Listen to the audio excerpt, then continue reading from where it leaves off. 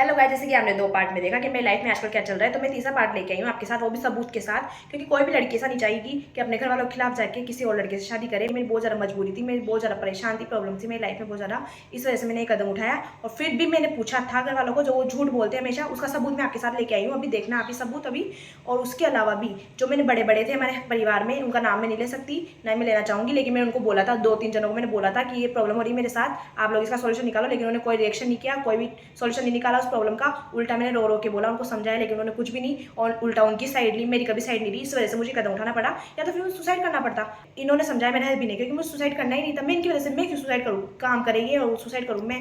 इस वजह से मैंने इनका सपोर्ट लिया, इनका साथ लिया और इनसे शादी की। फिर भी दुनिया अगर मुझे गलत समझती है तो समझे जाओ। उसके अलावा आप ये सबूत देख सकते हो, इसमें दिख रहा है आपको कौन सही है कौन गलत है। मैंने पूछा था दिक्कत या फिर मेरे मैटर को लेकर तो मैं तो शादी करने के लिए तैयार हूँ, क्योंकि मेरे पापा ने तो तो वैसे फिर भी कर हाँ लो ना, कर। करो ना, बात कर लो, हाँ, तुम्हारे पापा को बुला लो कल और बोल दो उनको, सामने वालों को कह दिया मेरे बोलो पापा ना, को तो उसके मैंने। दादा दादी से, उसके दादा मेरे दादी से बोल के हाथों हाथ ये बात भी कर लो कि भाई मेरे को शादी करनी है इस छोरी से, तो हाथों वही हाथ ये फाइनल भी करो। तो ऐसे थोड़ी ना करूंगा, जो ऐसे उल्टे क्यों काम नहीं करूंगा मैं। घर नहीं, वही तो कह रहा हूँ भाई, ऐसे ही थोड़ी ना कि मतलब घर वालों से बिना पूछे नहीं, पर उल्टे तुम काम उससे नहीं। शादी कर आके फंदा मेटो ना, जो मेरा पीछे भी छोड़े वो कोई नहीं, वो तो आप लोगों का मैटर है, ठीक है। हाँ, रही है। बात शादी के बाद की।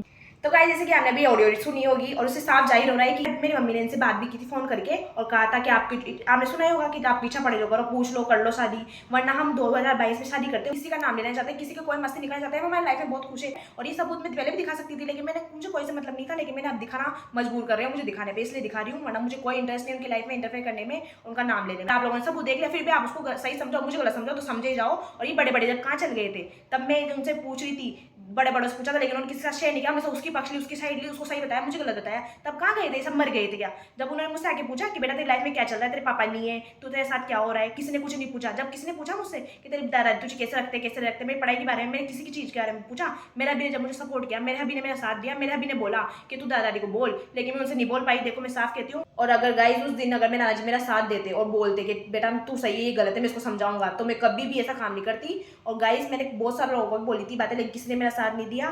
और वैसे भी वो मेरा नाम लेती है ना, तब मुझे गुस्सा आता है, और फिर कहती रहती है कि शादी पूछा नहीं। तो ये सब उतरा आपके सामने। अब आज के बाद में किसी से कुछ नहीं कहूँगी आप लोगों को फिर भी। और मुझे पता है कि मुझसे कौन कौन क्यों बात करता है, क्योंकि सबको पता है कि वो गलत है और मैं सही हूँ, इसलिए सब लोग मुझसे बात करते हैं।